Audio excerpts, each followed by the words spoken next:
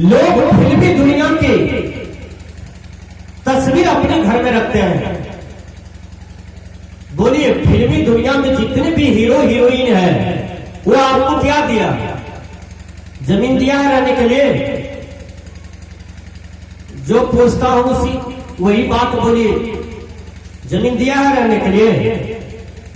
साड़ी साया ब्लाउज कभी दिया है? धोती कुर्ता दिया है? 10,000 से आर्थिक मदद किया है? जो पूछता हूं बोलिए, फिल्मिस्तान का हीरो हीरोइन आपको क्या सब दिया है? कुछ भी दिया है? कुछ भी नहीं दिया है। यदि अपने घर में अपनी माँ बाप की तस्वीर को लगाइए, वो माँ बाप आपको शरीर दिया है, जीवन दिया है, शिक्षा दिया है, चलना सिखाया है, बोलना सिखाया है। उस माँ बाप का तस्वीर आपके घर में नहीं है, आपके घर में हीरो हीरोइन का तस्वीर है। बोलिए, आपका चिंतन कितना गलत है, आपका विचार कितना गलत है। एक लड़का कॉलेज में पढ़ रहा था, मेरा साथी था। उस समय हम बीए पार्ट थर्ड में थे, वो मेरे साथ था।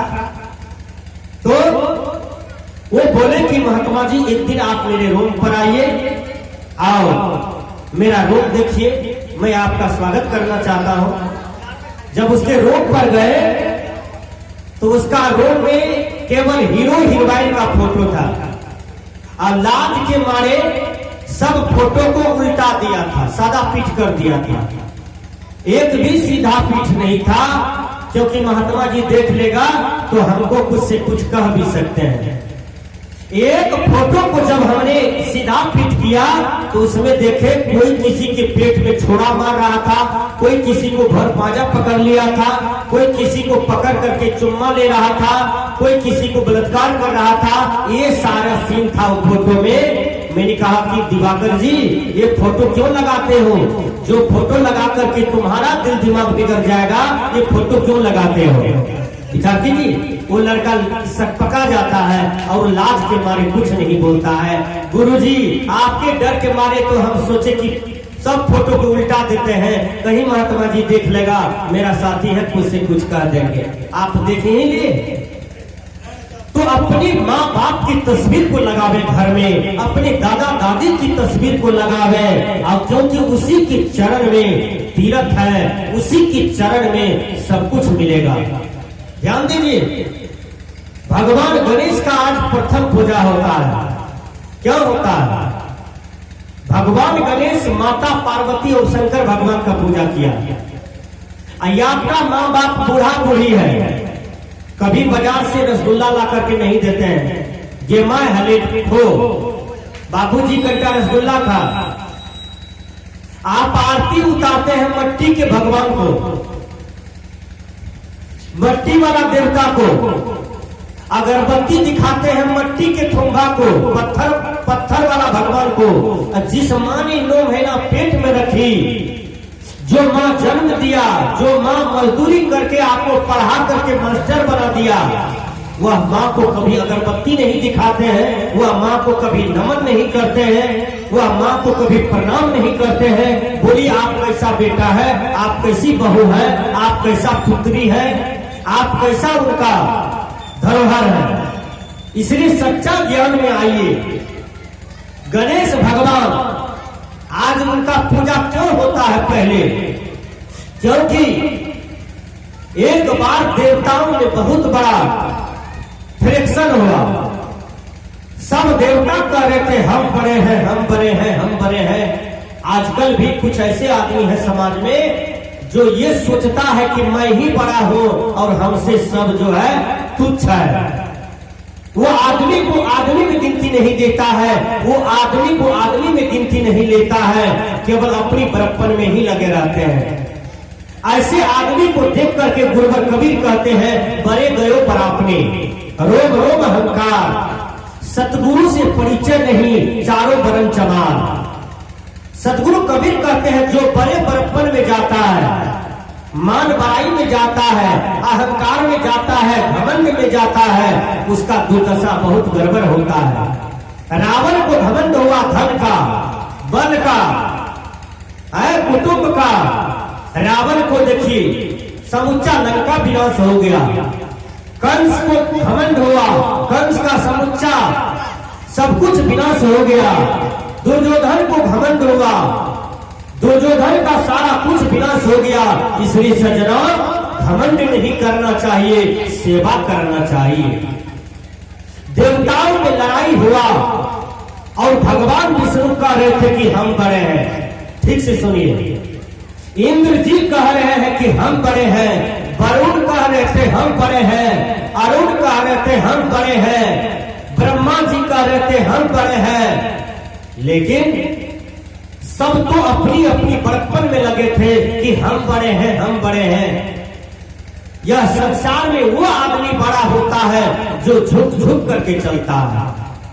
देखिए, जो शिष्टाचार में चलता है वो एक दिन बड़ा हो जाता है। जो घमंड में चलता है, जो कभी शिष्टाचार में नहीं चला, जो कभी विनम्र होकर के नहीं चला, वह कभी बड़ा नहीं हो सकता है। संपत्ति भले कमा लेगा, लेकिन दुनिया में मान सम्मान उसको नहीं मिलेगा। दुनिया में लोग उसको पूज्य की दृष्टि से नहीं देख सकता है। और पैसा से पूजनीय नहीं कमाया जा सकता है, पैसा से पूजा नहीं खरीदा जा सकता है, पैसा से मान सम्मान नहीं खरीदा जा सकता है। व्यक्ति अपना सुंदर कर्म से मान सम्मान को खरीद लेता है। विचार कीजिए, बैठक हुआ देवता लोक में, उसमें शंकर भगवान बहुत बड़े मरण थे। शंकर भगवान बोले कि देखो, मैं उस देवता को बड़ा मानूंगा जो देवता बोल बम जा करके पंडित जी के डायरी में दस्तखत करके 5 बार घंटी मार करके मेरे पास जल्दी चला आएगा, उसी को हम सबसे बड़ा देवता मानेंगे। शंकर भगवान ने कहा। सभी देवता अपना अपना रथ लिया और चला गया बोल बम। सब अपना अपना गाड़ी वाहन लिया, चल दिया बोल बम। उसमें सबसे तेजी से पहुंच गया विष्णु जी। वह 5 घंटा मारा, दस्तखत किया, आ रहा था। और सब देवता में बेचारा गणेश जी को मुसवा था सवारी, उसको कुछ नहीं था, मूस था।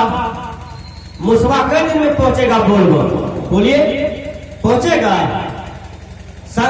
गणेश भगवान ने सोचा कि मैं तो बोल बम 5 साल में भी नहीं पहुंच पाऊंगा, क्योंकि मेरा छोटा सवारी है, ये मूस है।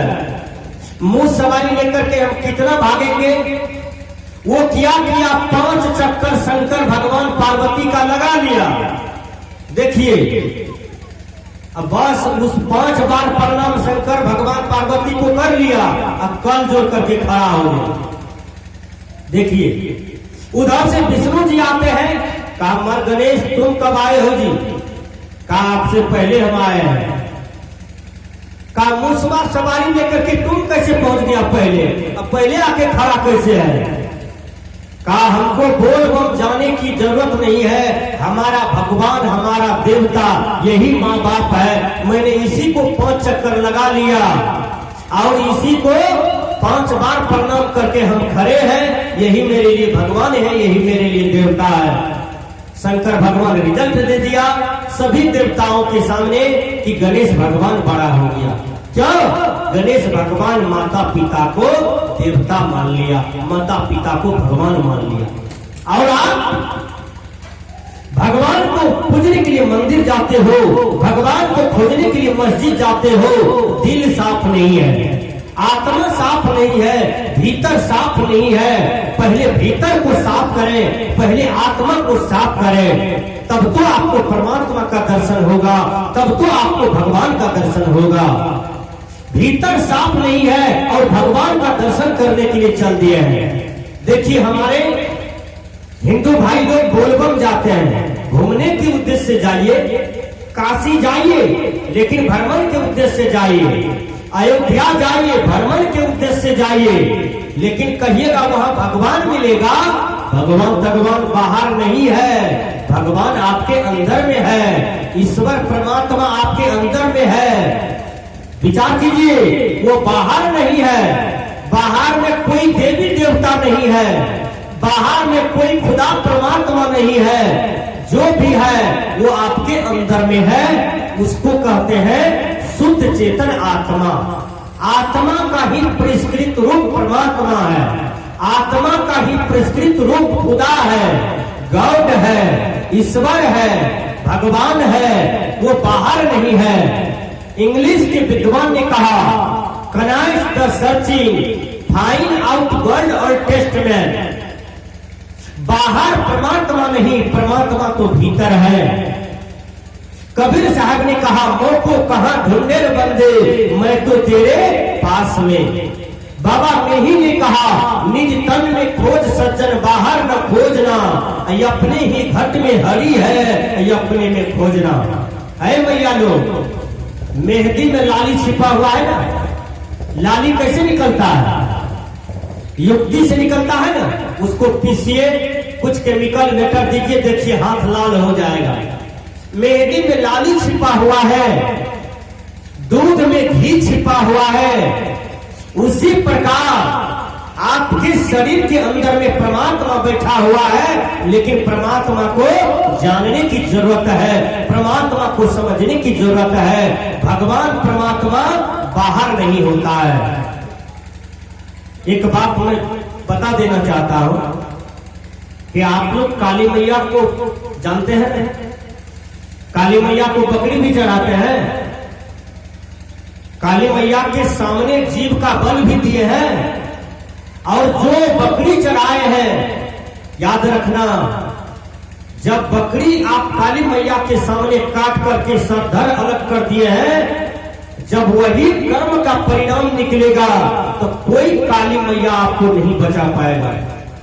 विचार कीजिए, कोई दुर्गा मैया आपको नहीं बचा पाएगा, क्योंकि आपने बकरी का सर काट दिया, अपने बकरी के जीवन को काट दिया।